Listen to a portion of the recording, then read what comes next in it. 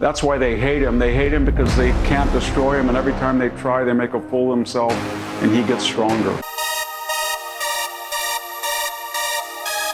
Welcome to the Doug TenNapel channel. We're going over Elon Musk in the words of the great Victor Davis Hanson. I have to take a little bit of a victory lap here, not to pat my own back, but to pat my own back.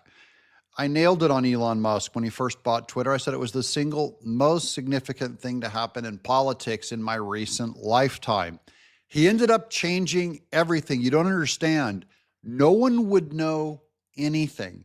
There wouldn't even be a backlash about Trump's felonies if Elon Musk didn't buy Twitter, meaning Trump might not have made it in office without him. Now, while my contemporaries on YouTube and over on Rumble were spending their time talking about, oh, election this and ballots that, totally got it wrong. That was last year's battle. This year's battle, number one, was they were going to try to imprison Trump through this lawfare, through all these fake lawsuits, which we saw crumble one by one. But the reason why they crumbled one by one was because we got a voice to speak back on X first. Let's watch. They hate Elon Musk as much as they hate Donald Trump because he's successful. His private enterprise success is comparable to Trump's political amazing comeback. And one of the reasons they're very frustrated, he is also like Trump. He's indestructible. The more they try to destroy Trump and getting him off the ballot, the 5 civil and criminal suits, the 2 impeachments, the stronger Trump caught. There's something more that binds Elon Musk to Trump. And it's not just that they're rich or whatever. It's they don't have quit in their vocabulary. Take it all the way back to when Trump was first considering running for office. Many of us thought, you know, you're rich, you're old, just take your victory lap, go get a TV show somewhere, have fun. That's not Trump. Trump was not in this for the money. He had money. He already had power. He had already checked the presidential box off his bucket list. So why come back? It's because there's something about Trump that will not quit. He was furious that he got railroaded illegitimately and illegally. Well, the same thing happened to Elon Musk.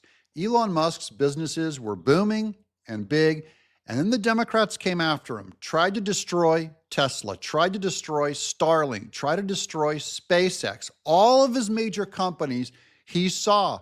He knew if he didn't do something about speech, that he would not be able to gain a foothold against the Democrat industrial complex, the evil media lying machine.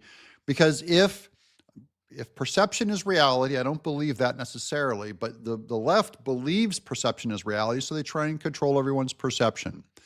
It's really simple. Elon Musk bought X not to control perception, but to open your mind up to things outside of your own perception. He ended up winning the war, but the thing that really puts Elon Musk and Trump together is they don't know quit, they won't give up. The more you kick them, the more you illegitimately charge them, they get angrier, stronger, and they fight. Remember when Trump, he got shot twice. What's his first response? Stands up on a stage, makes a fist and says, fight, fight, fight.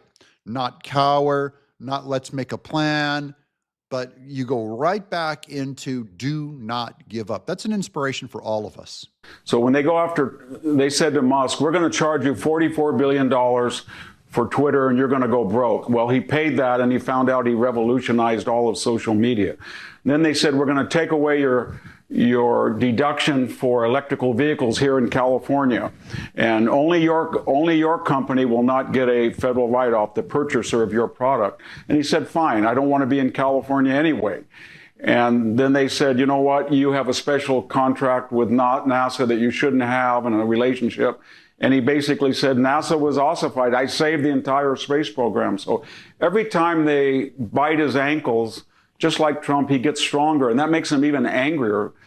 There's a third person I could mention, and that's Joe Rogan. Joe Rogan started getting limited by California's crazy tax system. He moved to Texas, moved to Austin, Texas, moving studios to Texas. So these are the kinds of entrepreneurs that are most likely to survive. They're the ones who, under an oppressive state, they move to a different state. They don't go, well, we're stuck here. Kevin O'Leary moved his businesses. He's not opening them up in New York anymore because it's so bad. That's what real strong men, strong people do, is they don't sit there as victims. They fight back and then they win. Because Trump is a rare kind of politician who comes in once every century that can remake a whole Republican Party. And his counterpart and force multiplier is Musk. He's a true Renaissance man. He was the first person to break into the top three, the big three auto companies. Nobody said you could do it. He did. So think of how ossified, calcified, petrified the auto industry it was when Elon Musk got into it. Remember, he just got Tesla. He didn't invent the electric car. He took it over, made it efficient, made it work, and then blew it up. He didn't invent the rocket ship either. He didn't invent Twitter, but he knows how to improve things. Trump didn't invent the presidency, but he saw what was wrong.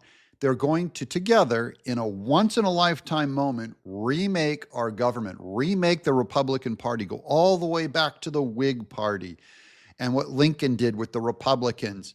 This is going to be a new Republican Party. We actually have a chance to survive and be relevant and actually active and good in the future. It's like a reformation. He's taken us back to more conservative principles, even if they're built on populism, which is not conservatism. But populists are more conservative often than Republicans that claim to be conservative. So in the end, do you want someone who just says they're a rhino and a conservative, or someone that actually ends up doing conservative things? There's nothing more conservative than fixing your government, making it more efficient, more representative of voters. That is conserving what we're all about. So sometimes you get help from strange places. Trump and Elon, there ain't nothing stranger. Everybody said NASA had to have a government monopoly over our space program. He broke that wide open. Everybody said, forget social media, it's hopeless, it's a left-wing monopoly.